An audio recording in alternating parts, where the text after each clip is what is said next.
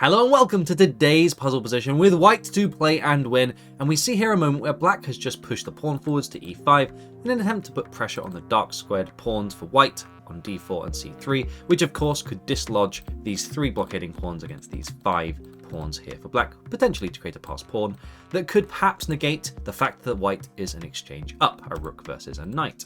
Of course, if it were to stay the same, this bishop would be entering in very quickly, whereas e5 of course perhaps puts the question, is there time to do this?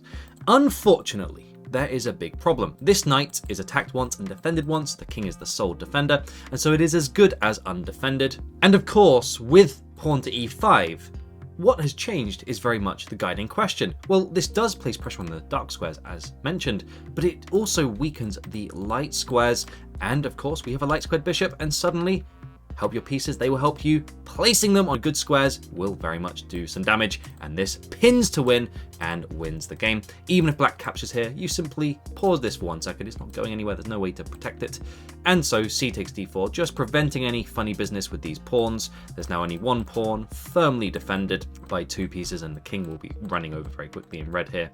And so after perhaps bishop takes d4, rook takes f7, then we have a bunch of discovered checks. We're not using up the check just yet. This will essentially force king h8 at some point or immediately. And so we can come behind the pawn, we can walk our king in to just give ourselves a third piece to blockade the pawns. Of course, in endgames, kings are almost equivalent to an extra knight, and indeed here we'd be fighting pawns with three pieces as opposed to two if we left the king in the corner. For that reason, inevitably on light squares the king can come in, block these three pawns, the rook can defend from behind, a very good place to be for a rook behind the pawns, and white is simply winning.